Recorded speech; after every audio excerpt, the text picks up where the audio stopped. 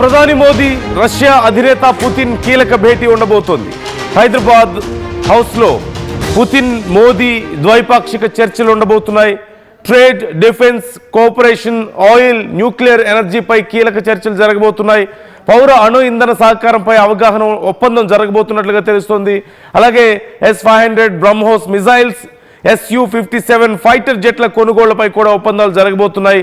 280 కోట్ల S-400 కొనుగోళ్లకు ఆమోదం తెలిపే ఛాన్స్ ఉన్నట్లుగా తెలుస్తుంది. ఇంధన కొనుగోళ్లపై మరిన్ని నిర్ణయాలు తీసుకునే అవకాశం కనిపిస్తోంది. భారత్తో బంధాన్ని మరింత పెంచుకునేందుకు పుతిన్ చాలా ఉత్సాహంగా ఉన్నారు. భారత్కు రష్యా మరింత దగ్గరవడంతో ఓ పక్క ట్రంప్, మరో పక్క పాకిస్తాన్ కూడా రగిలిపోతున్నటువంటి పరిస్థితి కనిపిస్తోంది. అండ్ నిన్న ఒక ప్రముఖ ఛానల్కి ఇచ్చినటువంటి ఇంటర్వ్యూలో పుతిన్ మాట్లాడుతూ చాలా క్లియర్గా చెప్పారు, కొన్ని దేశాలు భారత్ ఎదుగుదలను తట్టుకోలేక మమ్మల్ని సాకుగా చూపించి భారత్ మీద ఒత్తిడి తెచ్చే ప్రయత్నం చేస్తున్నారు. కానీ భారత్ అలాంటి వాటికి లొంగదు, చాలా ముక్కుసూటితనంగా ఉంటారు మోదీ, చాలా గొప్ప నాయకుడు అంటూ ఆయన పొగిడారు. చాలా క్లియర్గా చెప్పారు. ఎవరి గురించి చెప్పారు అనేది మీకు అర్థమయ్యే ఉంటుంది ఇప్పటికే. It's about America. భారత్ ఎదుగుదలను తట్టుకోలేక, ఓర్వలేక తమని ఒక సాకుగా చూపించి భారత్ మీద ఆంక్షలు పెట్టి భారత్ మీద ఒత్తిడి తెచ్చే ప్రయత్నం చేస్తున్నారు అని పుతిన్ చెప్తున్నాడు. అంటే అమెరికా చేసిన పనే ఇది. క్లియర్గా అమెరికా అసలు భారత్ మీద ఎందుకు టార్గెట్ చేసిందని మనం మాట్లాడుకున్నాం. రష్యా దగ్గర నుంచి ఆయిల్ కొనడమే అతిపెద్ద సమస్య అయితే భారత్ కంటే ఎక్కువ ఆయిల్ చైనా కొంటుంది కదా. మరి అప్పుడు చైనా మీద ఎలాంటి ఆంక్షలు పెట్టకుండా, ఎలాంటి టారిఫ్స్ వేయకుండా భారత్ మీద మాత్రం ఎందుకు ఒత్తిడి చేస్తున్నారు? భారత్ చాలా వేగంగా ఎదుగుతుంది, అది నచ్చక ఇదంతా జరుగుతుంది. భారతీయుల మీద అమెరికాలో ఇప్పుడు ట్రంప్ చేస్తున్నటువంటి కొన్ని వ్యాఖ్యలకు కూడా ఇదే కారణం. భారతీయులు వచ్చి బాగుపడిపోతున్నారు, వాళ్లే పెద్ద పెద్ద స్థాయిల్లోకి ఎదుగుతున్నారు, అక్కడ భారతదేశం ఎదుగుతోంది, అది తట్టుకోలేకపోతున్నాడు. మరోపక్క రష్యా లాంటి పెద్ద పెద్ద దేశాలతో మంచి అండర్స్టాండింగ్స్ ఉన్నాయి. ప్రపంచ దేశాల్లో అత్యంత శాంతి కాముక దేశంగా భారత్కు ఒక పేరుంది. సో ఇప్పుడు ఇవన్నీ కలిసి వస్తే ఎక్కడ తమకు పోటీగా ఉంటారో అన్న భయం, అంతర్జాతీయ వేదికల మీద తమకు ఈక్వల్ ప్లేస్లో ఎక్కడ కూర్చుంటారో అన్న భయంతో భారత్ మీద అక్కసును వెళ్ళగక్కాడు ట్రంప్ చాలా సందర్భాల్లో. Even Putin said that.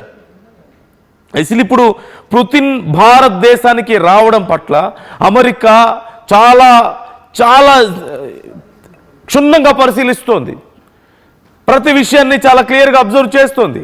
ఏం చేస్తున్నారు, ఏం మాట్లాడుతున్నారు, ఎలాంటి ఒప్పందాలు జరుగుతున్నాయి, ఇలా ప్రతి విషయాన్ని అమెరికా చాలా క్లియర్గా అబ్జర్వ్ చేస్తూ ఉంటే మరోవైపు పాకిస్తాన్ కక్కలేక మింగలేక చచ్చిపోతుంది.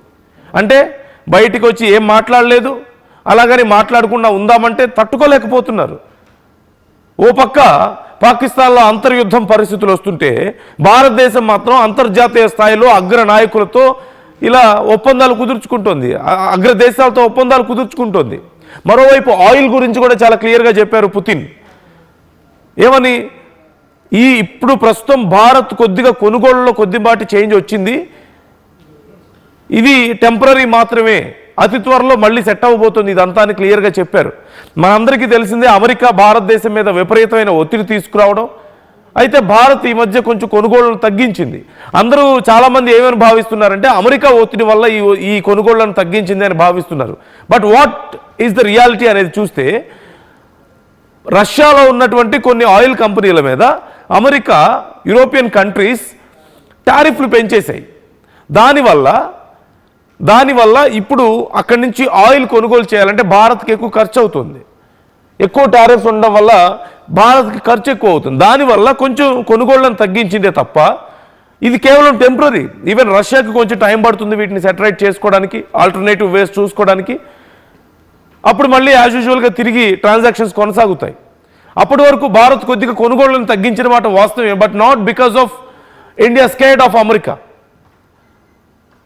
అమెరికాకు భయపడో, ట్రంప్కు భయపడో ఈ పని చేయలేదు. మన బిజినెస్ ప్రొసీజర్ ఇది. మనకంటూ కొన్ని ఉంటాయి, నిర్ణయాలు ఉంటాయి, ఎంతలో కొనాలి, ఎంత కొనాలి, ఎప్పుడు కొనాలి అనేది ఉంటాయి మనకి. దాని ప్రకారం జరిగిందే తప్ప కేవలం మన సొంత నిర్ణయమే తప్ప ఇది ఎవరి ఒత్తిడి కాదు. కాకపోతే ఒత్తిడికి భయపడ్డారని కొంతమంది అనుకుంటున్నారు. Even America is thinking like that. And Putin చాలా క్లియర్గా చెప్పారు, ఇదంతా కేవలం కొంతకాలం మాత్రమే. ఓవరాల్గా యాన్యువల్ ట్రాన్సాక్షన్స్ సేమ్ అమౌంట్లో ఉన్నాయి. సింపుల్గా చెప్పాలంటే ఒక కిలో ఆనియన్ కాస్ట్ 50 రూపాయలు ఉంది ఇవాల్టి వరకు. మనం ప్రతిసారి 2 కిలోలు కొంటున్నాం అంటే 100 రూపాయలు అయింది. ఆనియన్ ప్రైస్ 75 రూపాయలు అయింది అనుకోండి. అప్పుడు ఏం చేస్తాం? అదే 100 రూపాయలు మనం అక్కడ ఖర్చు పెట్టాలి. అప్పుడు ఏం చేస్తాం? 2 కిలోలు కొనం, మనం తగ్గించుకుంటాం. ఆ 100 రూపాయలకి ఎంత వస్తే అంతే తీసుకుంటాం. 1 కిలో బావు తీసుకుంటాం. అంత మాత్రాన్ని తక్కువ కొన్నట్టు ఎందుకు అవుతుంది? మన లిమిట్ అంతవరకే ఉంది. ఇప్పుడు ఆయిల్ విషయంలో కూడా అదే జరుగుతుంది. భారత్ అదే పని చేస్తుంది. అక్కడ ఎంత అయితే మనం ఖర్చు పెడుతున్నాం ప్రతిసారి ఆయిల్ కొనడానికి అంతే ఖర్చు పెడుతున్నాం, కానీ ఆయిల్ తక్కువ వస్తుంది మనకి. దట్ డజంట్ మీన్ మనం తక్కువ కొంటున్నామని కాదు. మరోవైపు ఇప్పుడు భారత్ రష్యా మధ్య జరుగుతున్నటువంటి ఒప్పందాలు చాలా కీలకం. S-400 S-500కి సంబంధించి జరుగుతున్నటువంటి ఒప్పందాలు మనం చూస్తున్నాం, అప్డేట్ అవుతున్నాం. అలాగే బ్రహ్మోస్ మిసైళ్ళకి సంబంధించి Su-57 ఫైటర్ జెట్స్ని మనం కొనుగోలు చేస్తున్నాం. అలాగే పుతిన్ మరొక విషయాన్ని కూడా చాలా క్లియర్గా చెప్పారు. We're not selling technology to India, we're sharing technology to India అని చెప్పారు. అంటే భారతదేశానికి వాళ్ళ దగ్గర ఉన్నటువంటి టెక్నాలజీని అమ్మడం లేదు. It's not just a business, they are sharing, it's a friendship, it's a bonding అని చాలా క్లియర్గా చెప్పే ప్రయత్నం చేశారు పుతిన్. సో మరొకసారి ఓ పక్క భారత్ మీద ఇంత ఒత్తిడి తెచ్చిన తర్వాత, అమెరికా రష్యా మీద ఇంత ఒత్తిడి తెచ్చిన తర్వాత ఇక్కడ మరొకసారి మన స్టాండ్ కూడా క్లియర్గా ఉంది. భారత్ అల్టిమేట్గా మన అవసరాల కోసం, భారత్ అవసరాల కోసం, భారత్ ప్రజల అవసరాల కోసమే పనిచేస్తుంది తప్ప ఎవరి కోసం పనిచేయదు, ఎవరికో బెదిరిపోయే పరిస్థితి లేదని ప్రపంచ దేశాలకి మరొకసారి చెప్పాం. 2 విషయాలు మనం చెప్పాం. ఒకటి, భారత్ రష్యా ఎప్పటికీ గొప్ప స్నేహితులే అనే విషయాన్ని చెప్పాం. మరొకటి, ఎవరికి భయపడి మన నిర్ణయాలను ఆపుకోం, మన ప్రజల కోసమే మన ప్రభుత్వాలు పనిచేస్తాయని మరొకసారి మనం చెప్పినట్లయింది. ఎంత ఒత్తిడి తెచ్చారు మన మీద, టారిఫ్లు వేశారు, డెడ్ ఎకానమీ అన్నారు. ఇద్దరు కలిసి ఇవి డెడ్ ఎకానమీస్, వాళ్ళిద్దరూ లాస్ అవ్వబోతున్నాడని చెప్పి ట్రంప్ మాట్లాడాడు. ఓ పక్క రష్యాకి టైం పెట్టాడు, నేను 50 డేస్లో నిర్ణయం యుద్ధం ఆపకపోతే మీ సంగతి తేలుస్తానని. ఇప్పుడు వాళ్ళతోనేమో అక్కడ చర్చలు జరుపుతున్నాడు. భారత్ ఏమో ఇంకో పక్క ఇలా పుతిన్తో భేటీ అవుతుంటే అక్కడ ఏడుస్తున్నాడు కూర్చొని, లిటరల్లీ తట్టుకోలేకపోతున్నారు. ఇదిగో మన స్క్రీన్లో చూపిస్తున్న ఫ్రేమ్ ఇప్పుడు చాలామందికి మింగుడు పడడం లేదు. మోదీ పుతిన్ ఒక గొప్ప స్నేహితులాగా ఆలింగనం చేసుకొని, అక్కడ మోదీ పుతిన్ కాదు ఆలింగనం చేసుకుంటుంది, రష్యా భారత్ ఈ 2 దేశాల మధ్య ఉన్నటువంటి స్నేహపూర్వక సంబంధానికి అదొక నిదర్శనం. వాళ్ళిద్దరూ అలా నడుచుకుంటూ వెళ్ళి ఒకే కారులో వెళ్తుంటే ప్రపంచ దేశాలు కుళ్ళుకుంటున్నాయి, అగ్ర దేశాలు కుళ్ళుకుంటున్నాయి, కొన్ని పనికిమాలిన దేశాలు ఏడుస్తున్నాయి, జస్ట్ లైక్ పాకిస్తాన్. వాళ్ళకేంటి, and we both are very clear అనేది కూడా ఇక్కడ అర్థమవుతుంది. అమెరికా ఎన్ని ఇబ్బందులు పెట్టడానికి ప్రయత్నించినా, ట్రంప్ ఎన్ని ఇబ్బందులు పెట్టడానికి ప్రయత్నించినా, భారత్ రష్యా మధ్య బంధం అలాగే ఉంది. We're time tested friends. కాలం ఎన్నోసార్లు పరీక్షించింది, ఎన్నోసార్లు ఒకరికొకరు సపోర్టుగా నిలబడగలిగాం మనం. ఇలాంటి ఒక దేశం, ఇలాంటి 2 దేశాలు, భారత్ రష్యా లాంటి దేశాలు, అఫ్కోర్స్ అగ్ర దేశాలనే చెప్పాలి ఖచ్చితంగా. ఇలాంటి దేశాల ఈ ఫ్రెండ్షిప్ని చూసి ఇప్పుడు చాలామంది కుళ్ళుకుంటున్నటువంటి పరిస్థితి. మీరేమనిపిస్తుంది, మీకేమనిపిస్తుంది? పుతిన్ పర్యటన భారతదేశానికి ఖచ్చితంగా మరింత బూస్ట్ ఇచ్చింది. ఇంటర్నేషనల్ ఇన్వెస్టర్స్ సైతం భారత్ వైపు చూస్తున్నారు. ఇప్పుడు మరింత పెద్ద ఎత్తున భారత్ ఫ్యూచర్ని వాళ్ళు గెస్ చేయగలుగుతున్నారు. ట్రంప్ ఇప్పుడు దీనికి సంబంధించి ఇంకా రెస్పాండ్ అవ్వలేదు. ఎలా రెస్పాండ్ అవుతాడు అనేది కూడా చాలా ఇంపార్టెంట్ ఇక్కడ. ఎందుకంటే ఖచ్చితంగా ఇప్పటికీ మన మీద విషయం కక్కుతూనే ఉన్నాడు అవకాశం దొరికినప్పుడల్లా. ఇప్పుడు ఏం చెప్తాడు? రష్యా భారత్ కలిసాయి, we're so happy for that, వాళ్ళిద్దరు ఇంకా బిజినెస్ బాగా చేయాలంటాడా? ఎవరికి నష్టం జరుగుతుందని ఇక్కడ భావిస్తున్నారు? ఎప్పుడైతే రష్యా భారత్ కలిసి వ్యాపారం ఎక్కువ చేస్తాయో, అంటే రష్యా దగ్గర ఆయిల్ కొని, రష్యా దగ్గర గన్స్ కొని, రష్యా దగ్గర ఫైటర్ జెట్స్ కొని, రష్యా వాళ్ళతో ఒప్పందాలు కుదుర్చుకొని వీళ్ళ సొంతగా ఆయుధాలు ఫైటర్ జెట్స్ తయారు చేసుకుంటే, మరి అమెరికా ఆయుధాలు ఎవరికి అమ్మాలి? అమెరికా ఫైటర్ జెట్స్ ఎవరికి అమ్మాలి? పాకిస్తాన్కి అమ్ముకుంటున్నారు. అలాంటి దేశాలకి అమ్ముకోవాలి చివరికి. F-16 ఫైటర్ జెట్స్ విషయంలో పాకిస్తాన్కి ఎన్ని ఆంక్షలు పెట్టారో మనం చూసాం. దెర్ ఈజ్ నో యూజ్ పాకిస్తాన్కి అమ్మడం వల్ల. పాకిస్తాన్ కొన్నది కాబట్టి ఇంకో దేశం వచ్చి ఎవరు కొనరు.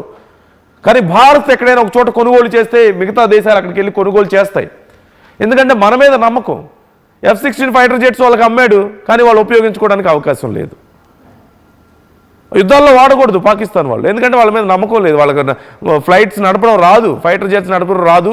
అనవసరంగా అది కూలిపోతే అమెరికా యుద్ధ విమానాలు కూలిపోయాయని చెప్పి మనకి బ్యాడ్ నేమ్ ఎందుకని చెప్పేసి వాళ్ళకి ఆంక్షలు పెట్టారు. So this is the condition. ఈరోజు మరిన్ని ఒప్పందాలు ఉండబోతున్నాయి.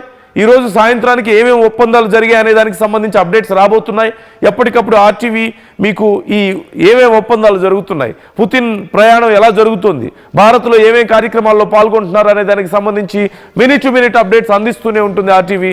మీ అభిప్రాయాలు కూడా కామెంట్ చేయండి. మీరేమనుకుంటున్నారు? అమెరికా పరిస్థితి ఏంటి? ఇప్పుడు ట్రంప్ ఎలా రియాక్ట్ అవుతాడు? ఇక పాకిస్తాన్ ఏమైపోతుందో? హై బీపీతో అక్కడ కొంతమంది నాయకులు పోతారేమో ఇలాగే ఉంటే. So try to comment your opinions.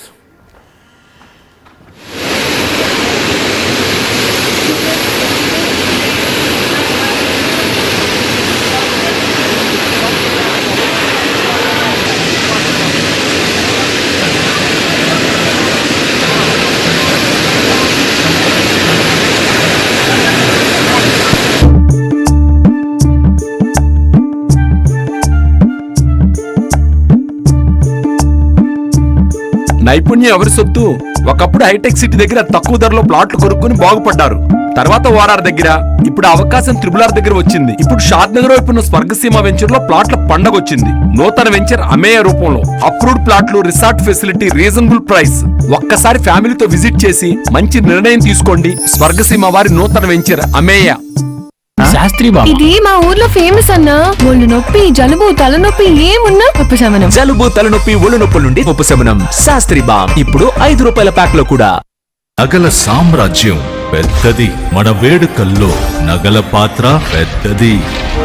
నగల్లో మన సంప్రదాయం అది పెద్దది. అదే విధంగా నగలు కొనేటప్పుడు మీ సేవింగ్స్ కూడా ఇకపై పెద్దగా ఉంటుంది. అన్ని నగల తరుగును ముందు కన్నా ఇంకా తగ్గించాం. ఈ తక్కువ తరుగును చూస్తే వెంటనే నగలు కొనేస్తారు. డైమండ్ జ్యువెలరీ ధరలు కూడా పెద్ద లెవెల్లో తగ్గించాం. ఇకపై అందరూ డైమండ్ జ్యువెలరీ కొనుక్కోవచ్చు. ఏ ఆఫర్లోనూ పక్కదారి పట్టకండి. ఇక్కడికొచ్చి కంపేర్ చేస్తేనే తెలుస్తుంది మీకు ఎంత పెద్దగా డబ్బులు ఆదా అవుతుందో అని. తరుగు కన్నా ఎక్కువ ఇస్తే మీరు కష్టపడి సంపాదించిన డబ్బు వృధా చేసినట్టే.